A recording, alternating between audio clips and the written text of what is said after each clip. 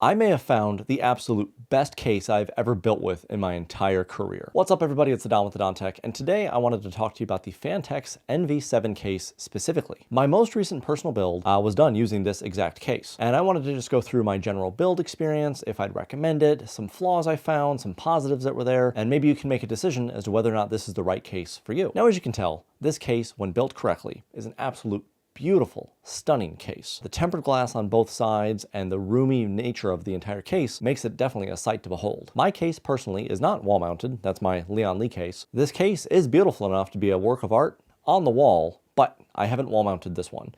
It is on the wall on a shelf, however, and you can see that that actually works out really well with this particular case because all the cabling in the back gets hidden by a front metal panel that can close over it. But now, current me doesn't know what sort of B-roll footage I'm gonna be throwing in here, so you'll kind of just be experiencing it as I talk about it. But the build itself was a challenge. You have to remove a lot, and everything is held in by a screw. And then not just one screw, there's multiple different sizes of screws. And that's kind of annoying when you're doing a disassembly of a case, because when you want to reassemble it, you want to know that you're going to be using, the screws in the right places and actually have it set and look nice when you're done. But when you have all these different screw types and sizes as you're undoing it, it's like, oh my gosh, you have to pay attention to the entirety of all these screws. On top of that, in order to access everything in the case, you have to remove everything. I mean, the light bar, the side panels, the back panel, there were other pieces of metal involved that had to be removed to be able to access everything. The bottom fans connect on a metal piece that have to go in and slide out and are screwed in. The side panel fans, the four 120mm fans, are also kind of on their own little metal bracket that have to slide in and out. It looks fantastic when it's done, but it was quite a nightmare to install these fans inside of it. Which is why I'm happy that I went with the Lian AL fans. Those are a daisy chainable fan that have these leads that go to one central hub. So I have 3 or 4 of those chains going to the hub inside the computer. But the quality of this, the quality of the grommets, and the quality of just all of it entirely feels really, really premium. It's tempered glass, and tempered glass should be tempered glass, should be tempered glass, unless some companies use a much thinner variety, then it might feel actually, scary to hold. But I didn't notice any difference between this tempered glass and every other tempered glass. When you have the two sides of glass come together in a corner, it's flawless. There's no gaps. There's nothing that would hold it out of place. There's nothing that makes it look flimsy. Not only does it look great, but it gives you a ton of different customizable options. You can install the radiator on the top like I've done. You can install it on the side if you want. You can install it on the bottom. And if you have a 240mm radiator, you can install it on the rear if you wanted to do that as well. Like, that's pretty cool. Not a lot of cases that I've dealt with that are of this size, which while this is a big case, it's not huge of a case. It's actually barely larger than my previous Phanteks case. Maybe Phanteks just makes big cases.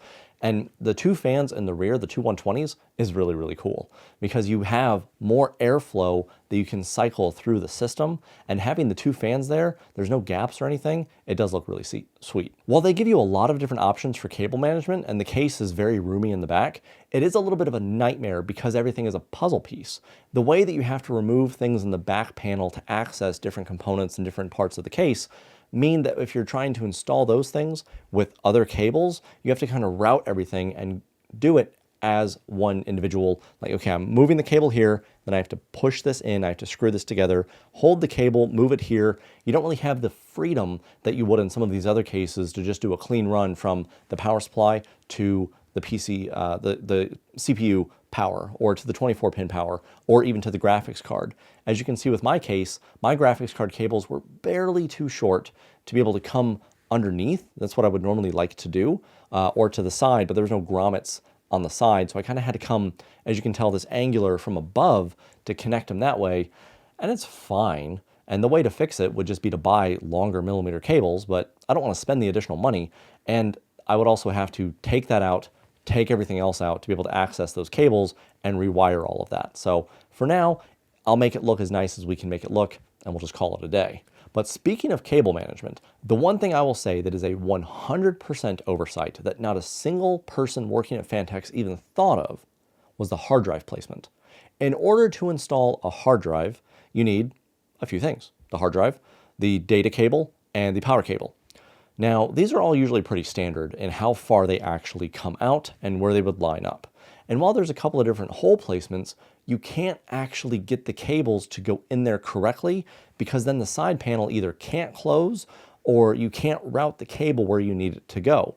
I didn't have this issue with an SSD, and SSDs, you can put them anywhere. You just Velcro that sucker somewhere, connect it, it's fine, you don't have to worry about it. But a mechanical drive, this is sitting up right against a metal piece, and the cabling is at the bottom, as you'll probably see in a picture somewhere.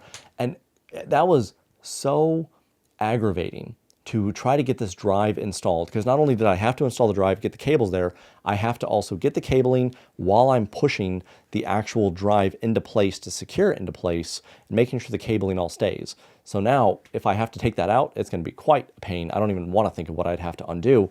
And that was definitely an oversight. It was so much so that I almost said, nope, I'm not putting my mechanical hard drive in this computer. I almost switched it to put it into my editing PC. And if it wasn't such a pain to take out, and take this thing off the wall to put that in there, I might even think of doing that. And going through the website, you can actually see that some of the stock photos are pretty manipulated, where they make it look more complete and an easier build to do than it actually is. I've been rocking this beautiful build for quite a while, so much so that I actually recently upgraded my components in it to support a new board and new processor and new all-in-one radiator. And the temperatures have been fantastic. The system never gets hot because you have the three 140mm fans on the bottom, bringing in cold air going through the GPU, and then you have cold air coming through on the side with those four 120s, being exhausted out of the other side with the two 120s, and on the top with the three 120s. The case is quiet, it's sleek, and it's very, very nice. Now that we've gone through all the quirks and features, I can give it a Don score. I feel like I'm sounding like somebody. Anyway, personally, I don't think I would want to build with this case again. I would consider it a passion project to build with this case, almost like doing hard loop water cooling, where it's something that's really nice to do, really fun to do. You do it once, but you don't want to do it with every single build because the requirements of just the time and the precision and all that stuff that goes into it, it does take a toll. And sometimes you just want to have a computer that's like, okay, lines are run, stuff is built, we're ready to go, let's use it.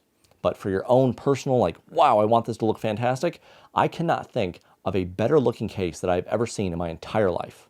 That would be a good intro. I also would not recommend this for a first-time builder's case, just because there's a lot of other cases out there that if you're getting your feet wet and building computers, they're much simpler to go through and follow the directions of and understand a little bit more easily the thought process of like, oh, this goes here because of this, not a maze or a puzzle that has you fully disassemble the case just to be able to install some fans. Thank you so much for checking out this video though. Give it a like if you liked it.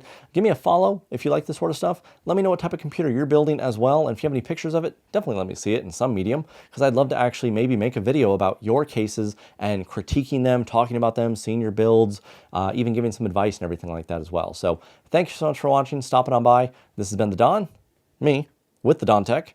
This is Boo, my little buddy today. I'll see you in the next one. And remember, the Don's got your back. Ow.